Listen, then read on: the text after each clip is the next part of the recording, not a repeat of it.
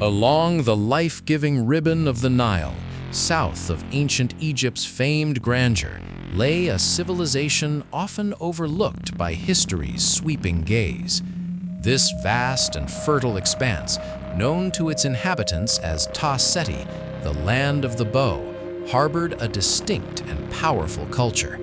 For millennia, the relentless sun beat down upon its rich soil, nourishing both crops and the profound aspirations of its resilient people. Here, where the river carved its path through rugged deserts, a unique kingdom flourished, shaped by both its natural environment and formidable neighbors. This was the ancient realm of Kush, a land whose history intertwined intimately, yet fiercely independent from, its northern Egyptian counterpart. Its story unfolds across vast stretches of time, revealing a civilization of incredible resilience, innovation, and enduring, monumental ambition. Archaeological discoveries reveal the earliest sophisticated society in Kush, centered around Kerma, long before Egypt's new kingdom emerged. The powerful Kerma culture established a thriving trade network, commanding vital routes for gold, ivory, exotic animal skins, and precious timber. Their skilled artisans produced intricate pottery and stunning jewelry, testifying to a sophisticated and highly organized pre-dynastic society. Massive mud brick structures, known as defufas, served as temples or royal tombs, indicating a complex social hierarchy and religious beliefs. Eventually, the expansionist ambitions of Egypt's new kingdom brought Kerma under foreign dominion, transforming Kush into an Egyptian province. For over 500 years, Kush endured Egyptian rule, absorbing certain cultural elements, while secretly nurturing a simmering desire for their own sovereignty. As Egypt's power waned during the Third Intermediate Period, the opportunity for Kushite self-determination finally presented itself dramatically. From their new capital city of Napata, located near the sacred mountain of Gebel Barkal, powerful native rulers began to emerge. These kings, deeply revering the god Amun, envisioned a reborn Nubian identity, separate from centuries of foreign cultural imposition.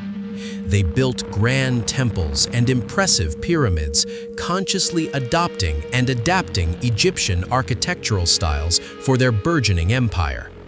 This revival period marked the glorious birth of an independent Kushite dynasty, poised to challenge the fractured authority of their former overlords. The Napatan kings, strong and visionary, now looked northward, contemplating the audacious reclamation of the entire Nile Valley. Under the leadership of King Paye, a formidable warrior and devout ruler, the Kushites launched an invasion to unify all of Egypt. His campaign, meticulously documented on the famous Victory Stela, details Paye's conquest of various fragmented Egyptian principalities. Paye and his successors, including Taharqa, established the magnificent 25th dynasty, ruling both Kush and Egypt from their southern homeland. This period represented a powerful resurgence of ancient Egyptian traditions, with Kushite pharaohs restoring dilapidated temples and monuments. The Kushite pharaohs saw themselves as rightful heirs to Egypt's legacy, entrusted with preserving its sacred order and venerable customs. Their reign brought stability and prosperity to the entire Nile Valley, a golden age for both kingdoms under a single unified crown. However, the unified Nile Valley soon faced a new and terrifying external threat from the ascendant and technologically advanced Assyrian Empire. Equipped with superior iron weaponry, the Assyrians systematically crushed Kushite forces in a series of devastating and bloody confrontations. The Kushite pharaohs, despite their courage, were ultimately forced to retreat from Egypt, relinquishing their hard-won northern territories.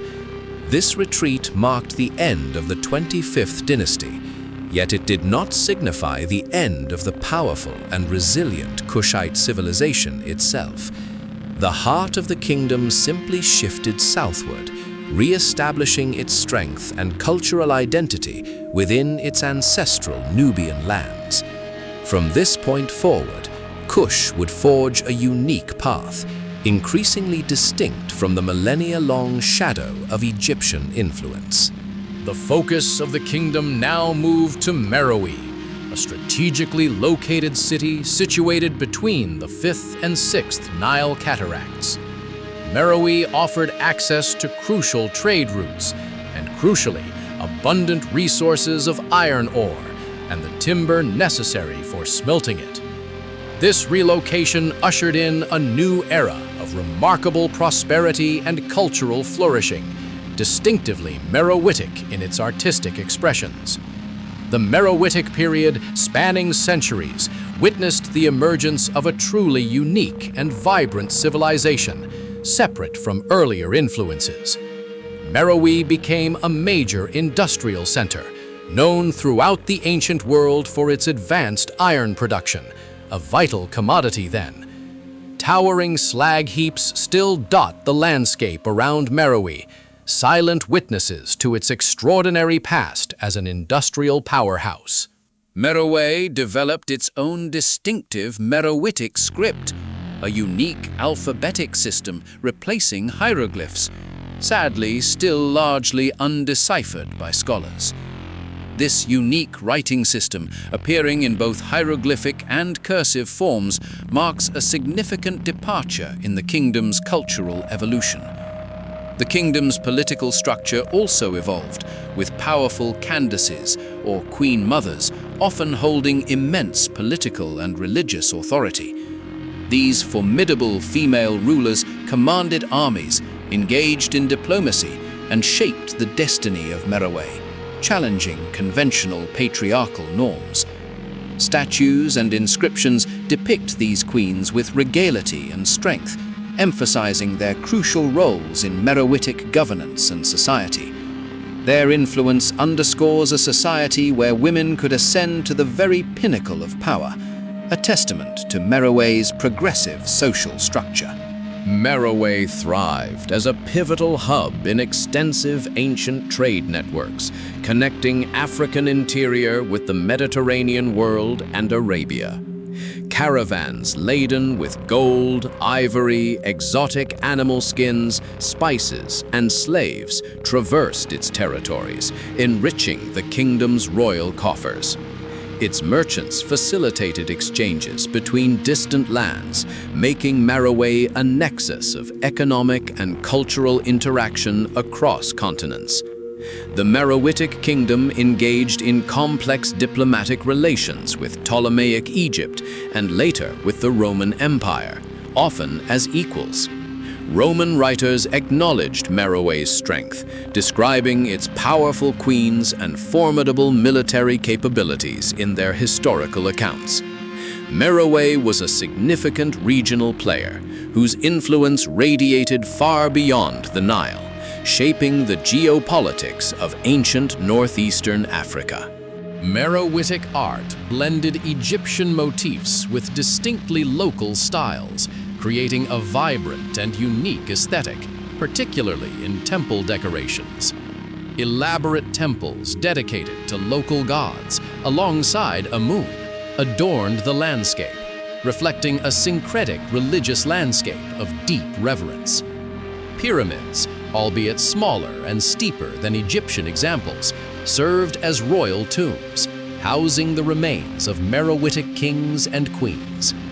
These necropolises, stark and numerous, represent a final, powerful testament to Meroe's enduring royal lineage and sacred traditions. The city itself boasted impressive palaces, baths, and elaborate urban planning, indicating a sophisticated and highly organized civic society. The very ruins speak of a confident, self-assured kingdom, that carved its indelible mark upon the vast desert landscape of ancient Nubia. Yet, despite its centuries of glory, Meroe's power eventually began to wane, facing a confluence of internal and external pressures. Shifting trade routes, particularly the rise of alternative Red Sea connections, diminished Meroe's economic centrality and vital revenues. Environmental degradation, perhaps due to extensive deforestation for iron smelting, may have strained the kingdom's agricultural base. Internal strife, possibly succession disputes or regional rebellions, could have further destabilized the centralized authority of Meroe.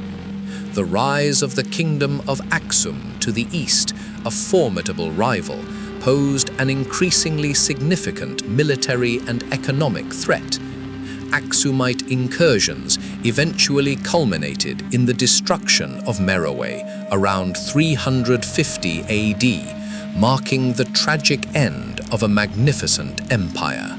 After its collapse, the vibrant culture of Meroe fragmented, its people dispersing, and its achievements slowly faded from collective memory. The once mighty pyramids and temples were swallowed by the encroaching sands, becoming silent sentinels of a forgotten glory. For centuries, the existence of this sophisticated kingdom remained largely unknown to the wider world, buried beneath desert dunes. Its magnificent legacy lay dormant, awaiting rediscovery by intrepid archaeologists and historians, eager to unearth its profound secrets. The very term Lost Kingdom perfectly encapsulates Meroe's historical fate, hidden for so long, yet always present in the landscape. This era saw the gradual Christianization of Nubia, further transforming the region and obscuring the pagan Meroitic past. In recent centuries, dedicated archaeological expeditions painstakingly unearthed Meroe's impressive ruins, revealing its complex narrative. Pioneer explorers and scholars slowly began to piece together the fragmented story of Kush, bringing its rich history to light. These monumental efforts continue today, shedding new light on Meroitic society, its trade, and its unique cultural contributions. The pyramids of Meroe, now a UNESCO World Heritage Site, stand as enduring symbols of this powerful and ingenious African civilization. The Lost Kingdom of Kush, once obscured by time, now rightfully claims its place as one of humanity's most fascinating and influential ancient societies. Its legacy reminds us that history's tapestry is vast and intricate, with countless stories still awaiting their rightful moment in the sun.